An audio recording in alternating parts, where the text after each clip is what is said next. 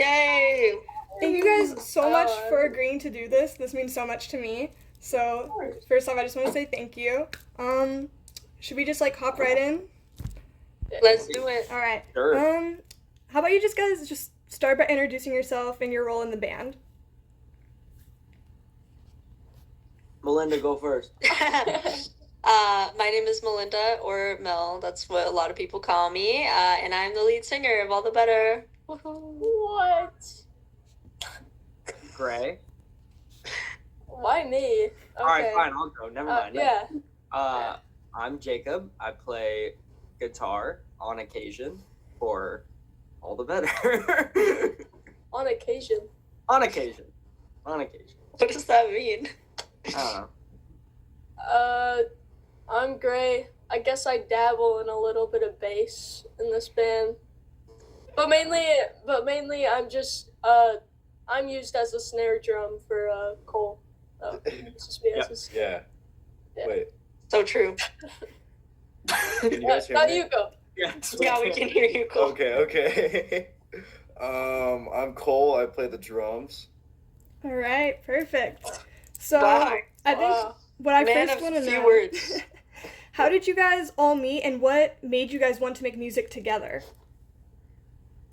I can Jake, take do you that wanna- one, yeah. if y'all don't mind. We all met. We all used to go to this music school called Desert Ridge Music Academy. We all met through there because I was trying to form a band of some kind, and so I asked the owners, who are good friends of ours, if they knew anybody, and they knew Mr. Cole Sinclair over there. And funny enough, me and Cole, before we had like met for real, we actually played on the same baseball team back when we were like, I don't know what, 5 or Like something 7? like that. Yeah, something like that. Yeah. So it was kind of this fun like re-meeting moment, I guess. And then after our original bass player had to move to Nashville for school, love you, Emma. We did the same thing. I asked the owners if they knew anybody, and they knew Gray, and so that's kind of how all that formed. Me and Melinda had been in a band prior, and I had been in bands since I was 10 years old. And so we really wanted to start something. When me and Melinda were in the band that we were in, we were kind of in a situation where we didn't have full control over what we got to do. And so this band was kind of like a restart for us of like, we're going to do what we want, the way we want, and we're not going to, ask for forgiveness, I guess is the best way to put it. I love that. That's so great. Yeah. So, when the band formed, do you think there was like a specific record or band that kind of acted as a North Star in forming your identity as All the Better? I want to say from at the very, very beginning, I feel like Måneskin was kind of always there as like a big influence.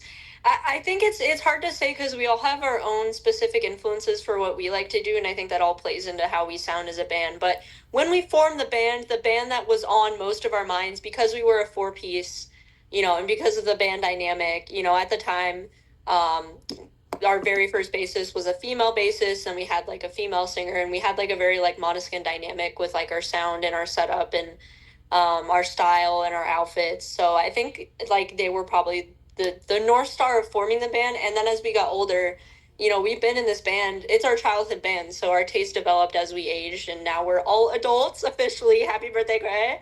Happy late birthday, Gray! So we, became adults and our taste changed, and we have different influences now. So I think as we grow, because we're so young, it's just every year there's gonna be a different All the Better, different genres and different styles and different outfits, and that's the plan at least. So.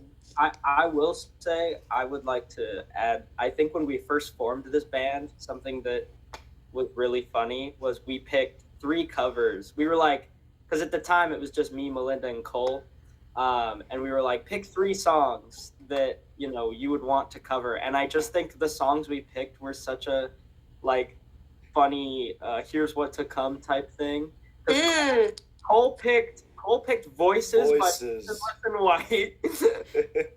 Melinda picked Came Out Swinging by The Wonder Years, and I picked Heroes by Shinedown. And I think that those three songs Covered none of that. we covered none of them.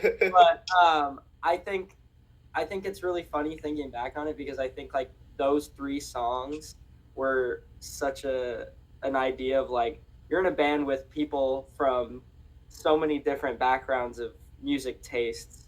I just thought it was really funny that Well, and then we ended up opening for the Wonder Years, so that was Exactly, a pretty yeah. cool Oh, full yeah. circle yeah, moment. foreshadowing. So I just think it was really funny. We all kind of came from such different areas, and it all kind of morphed into its own thing. That's great. I always love to hear about what influences a band because I think that's just so interesting and so great. You did mention your outfits, your stage outfits. How did you guys decide that? What's, you know, I'm gonna be real. I don't know if anybody else does, but I don't remember. It just happened one day. I think so. I think what was, oh my god, I'm trying to remember how we actually like formalized this. I feel like when we were talking about the new album, we were like, how do we come up with? Well, what happened was Quick Fix was always written first. So Quick Fix was a song where I was like, because I'm still a new songwriter, I'm like, how do I take something completely unrelated to a relationship and make it like a metaphor for the relationship? So we picked like a car accident was the metaphor for the relationship, or like a broken down car that never runs, because at the time my car had check engine lights literally every week and I was sick and tired of it. So, and we were all going through, certain things in our personal lives, relationship wise, for like that would work out perfectly. So Quick Fix was written first and that song was about cars. So we were like, okay, well now we have this really good single, like flagship single for an album. So then it became, how do we realize the theme of this album? Because we're really big about album themes. Like with Mens Rea, we had the roses, the black and white, the black and red, like that was our theme. But we wanted to play into the theme a bit more. So we started talking about the album and like colors for the album. And then I think we discussed like how 21 Pilots I think got brought up a lot as far as like stage outfits and like having a story for your live shows when we initially were talking about having outfits. So we were talking about 21 Pilots a lot in that discussion, and then it eventually morphed into like, okay, let's actually do this. Like, let's get coordinating outfits, which then became, okay, well, what are we going to do? So we're like, we're going to do, mechanic jumpsuits was the first task. And then I think originally I was supposed to do a jumpsuit too, but then I think it remorphed into like, okay, how do we make you stand out color-wise from everything else?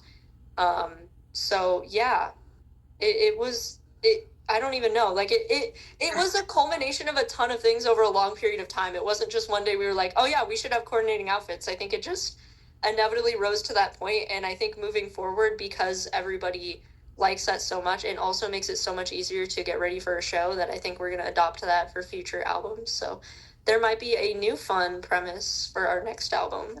I think in total, like to sum it up, I think we were just kind of sick of looking like every other band. And so I know definitely when we were putting together the idea, we were like, we need something that's different and something that's going to catch your eye like right off the bat, instead of us just pulling up in sweatpants and a t-shirt.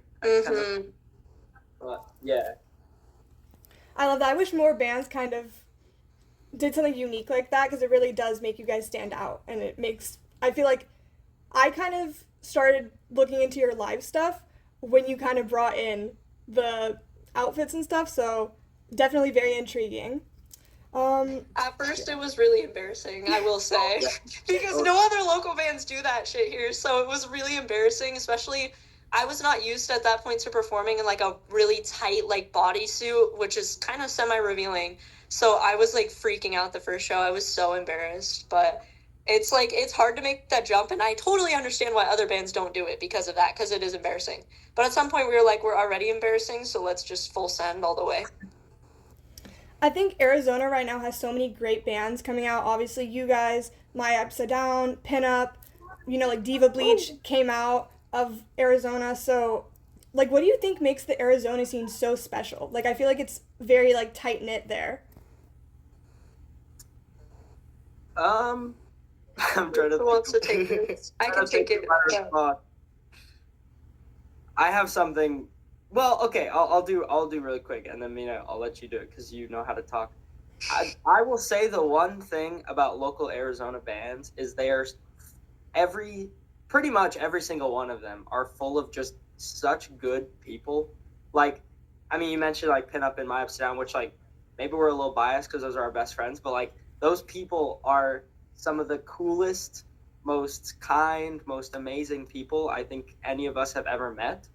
And so I think that kind of plays a big role in why there are so many amazing bands out here, is because um, there's exceptions, but I feel like for the most part, it's a community that has become so like helping each other with a helping hand of competition, of course. But I think there's just so many amazing, talented people who are not afraid to help other amazing, talented people.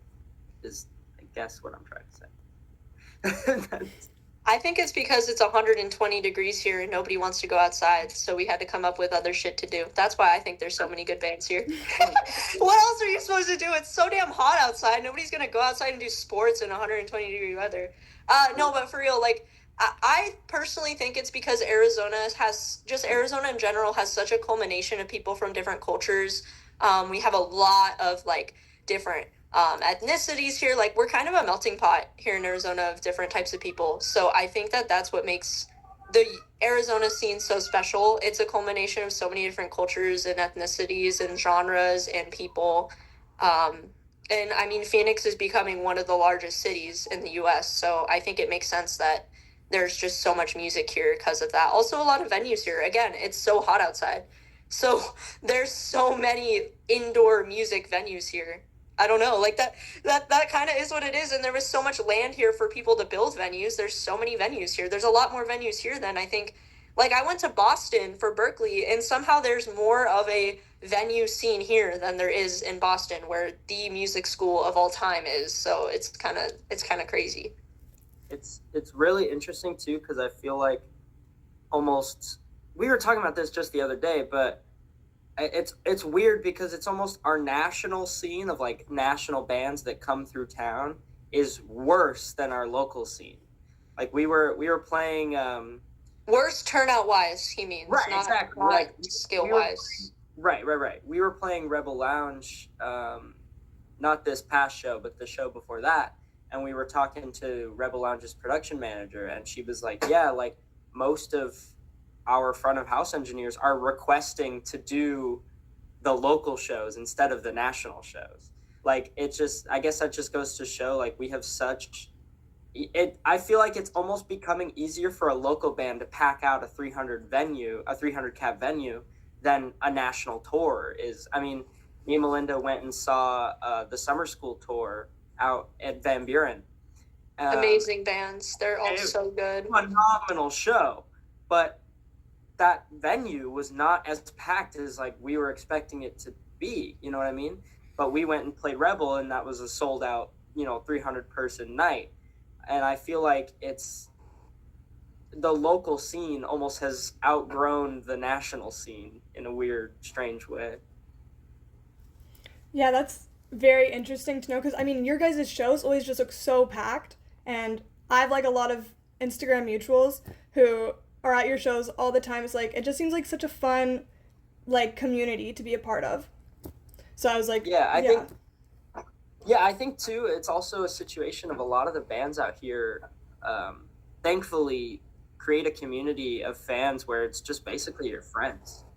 Like your fans kind of become an extension of your band. So it's instead of going to see some random band you've never heard of before, it's, hey, I'm going to go see my friends in All the Better. And then you come up to the merch table, you chat and all that kind of stuff. And I think that also helps the local scene kind of stay so locked in, is there's so many bands who are willing to become friends with their fans instead of them just being fans, which I think Yeah, I don't know how bands are in LA, but I don't think they sit at their merch booth nearly as much as as our local bands here. I mean, if we're not on stage, we're at merch or we're talking and right. meeting with people. Like there's no hanging out in the green room pretending you're too cool to say hi to anybody. Like that just doesn't happen here.